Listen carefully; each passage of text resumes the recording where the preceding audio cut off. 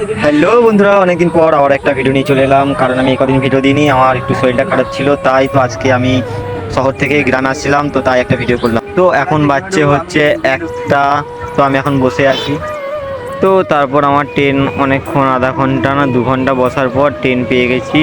তো এবার আমি ট্রেনে বসে আছি, দেখতে পাচ্ছ একটু একটু ভাল লাগছে না, তাও বসে আছি। তো কিসের জন্য এসেছি সেটা বড় কথা নয়, এখন আমাদের কাছে অনেক ঝাপান হচ্ছে। আর এখন তোমাদের ভয়েসটা ঠিকঠাক মতো বুঝতেও পারবে না, কারণ আমি ভিডিও এডিটিং করছি একটা রাস্তার ধারে বসে বসে। আমার কাছে কিচ্ছু নেই, যদি তুমি দেখতে চাও তো বলবে।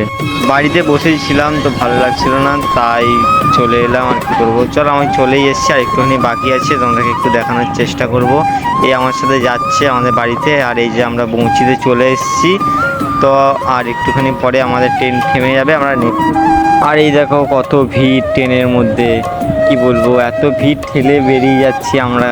তো অনেক দিন পর বাড়িতে আসছি। আমি এমনিতে আসি, আমি মামা বাড়ি চলে যাই, কিন্তু এবারে মায়ের কাছে দেখা করতে চলে এলাম আমি। তো দেখতে পাচ্ছ আমি এখন বৌচি স্টেশনে আছি এবং যাচ্ছি। তো চলো তোমাকে বাকিটা দেখানো যাক। একটা জিনিস তোমাদেরকে দেখাচ্ছি গাইস আমি।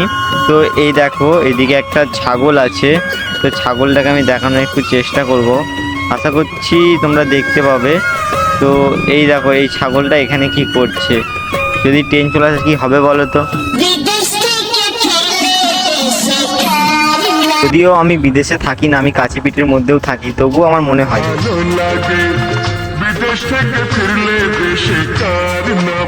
আমার মতন এরকম ভাবটা প্রত্যেকটা ছেলের মধ্যেই হয় যখন 1 মাস বাড়ি ছেড়ে।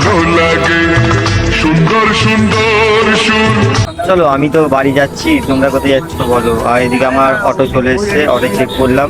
তো চলো আজকের ভিডিওটা এইটুকুই, বাকিটা আমার মেলার ভিডিও দেবো আমি। চলো, যতক্ষণ পর্যন্ত ভালো থাকবে, সুস্থ থাকবে, টাটা, বাই বাই।